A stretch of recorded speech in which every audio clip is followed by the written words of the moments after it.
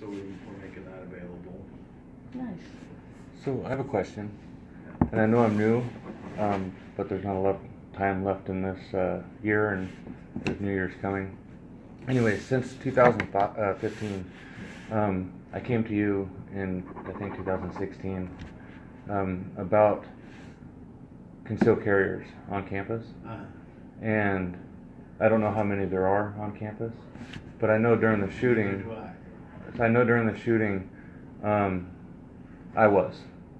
So what I learned after that was there were other people who became interested in wanting to become concealed carriers. My concern is that people may not have an idea of what may be expected of them or what they themselves should expect. Yeah.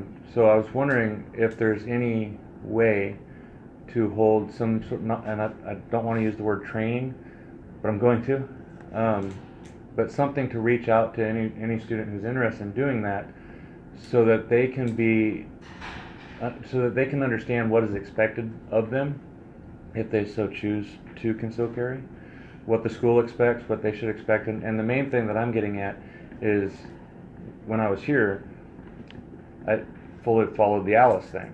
I stayed put, secured those who were around me should something come at us. I didn't try to tactfully go across campus and try to There were neutralize. some, though, and they were turned back, So particularly veterans.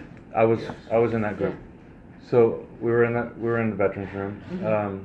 We initially did start to go out just to peek our heads around the corner to see what was going on. Some of them were. One person had family on campus, and his goal was to get to his family. Nobody was going to stop him. He did that safely, got to his family. I went up to Jackson Hall. I was in there with Jan Woodcock and Dr. What's his name? Memory.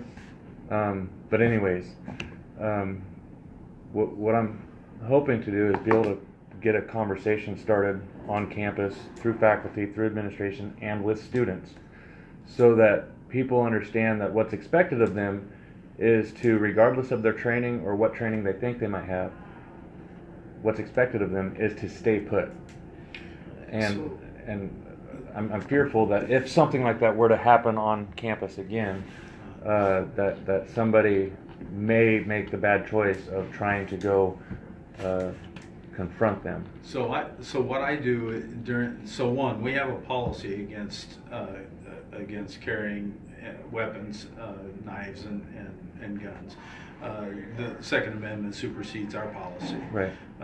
So if somebody tried, if I carried concealed, somebody saw it accidentally or whatever, and then turned me in, and my boss decided to fire me, then I could sue the college for that. They could not do that to me. However, there's zero expectation of anyone using a weapon on this campus, because there's policies that say college wants nothing to do with that. And so whenever I'm doing the training and I do have my concealed, and I don't typically carry, but nonetheless, because it's concealed, and we don't know how many people carry it because it's concealed. It's none of our business. What drives me crazy is whenever people are like, "Yeah, I got my concealed. Look at this." It infuriates me. It's like, have it for the right reasons, you know. Right. This isn't to show off. And so what I do during our in-service trainings and that sort of thing is I train them in the direction of how we would operate through an Alice procedure. And then if someone was to get, you swarm, for instance, if you have an instance where someone has a gun, and then and you're able to get them distracted, and multiple people swarm this person and are able to get the gun away, then you cover that gun with a trash can and push it out of the way and leave it away. So that, because if you're holding that and the police show up, you're now the perpetrator. Okay. So what I was meaning to get at, though, is it's not a training, and that's why I didn't want to use the word training. Right. More of an informative conference, if you will, where any student, open to all students, faculty, administration, whatever. Maybe the sheriff and DA might be willing to get involved with it. You can call it use of force conference if it needs to be, but something that's available to students so that they're more informed on what is expected of them being a responsible gun owner and concealed carrier. Because like I said, I went into my classroom and stayed put, fortified, protected those around me by being protective of myself. But what I'm concerned with is younger individuals with no training, with no understanding of what others around them may be expecting,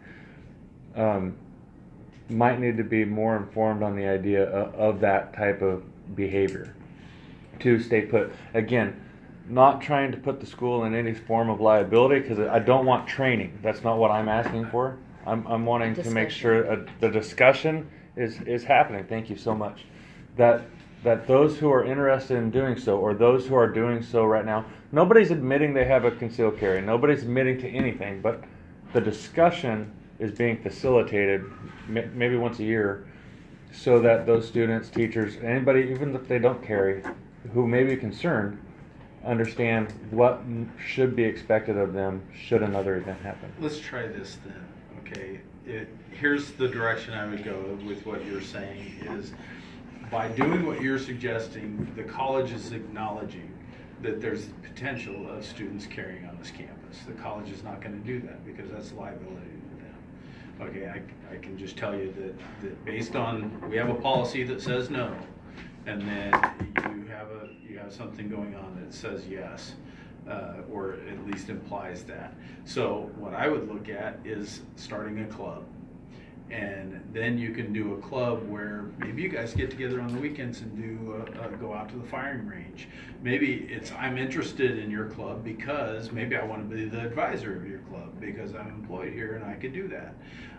And then you can have people that are interested in what you're talking about would join your club, and then you can have those discussions within that group. Okay, and that's not ideal in what I think you're trying to accomplish. But it gives you, because a club can be made up of someone that, you may completely disagree with their views. I was the advisor for a Christian club on campus, and I'd have people come by and make little, well, I take that back. My one of my members of the club had someone come by and make comments to them.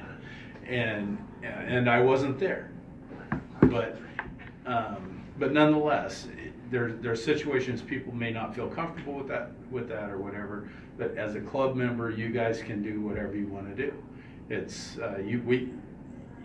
that's your freedom to create a club, whatever that looks like. Someone may not like the Christian club that we had, but they don't have to join that club.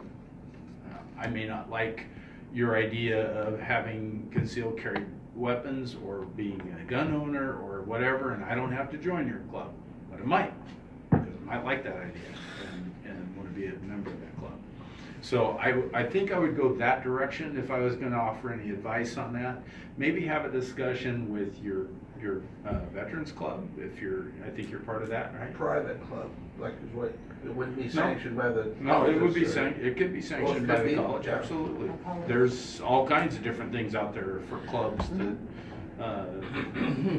I hear what you're saying. I think the club is too official of a thing to have weekly meetings on or monthly meetings. This was just one thing of having an opportunity for an annual discussion. And it maybe I need to look a little bit deeper into what I'm trying to say, because it's not a training thing, and it's not a continued conversation to be had. It'd be a repeat type of thing every year of if there are students here that are doing this, here's what we hope you're willing to do, type of a thing. And the person on this campus that would be most likely to run something like that you'd have here is one of two places. Maybe community ed through one of their teachers, or me. And I would not advise anything except for there's there's a policy in our college that says we cannot carry weapons. And so, Which policy? I don't have that off the top of my head, but it is in there.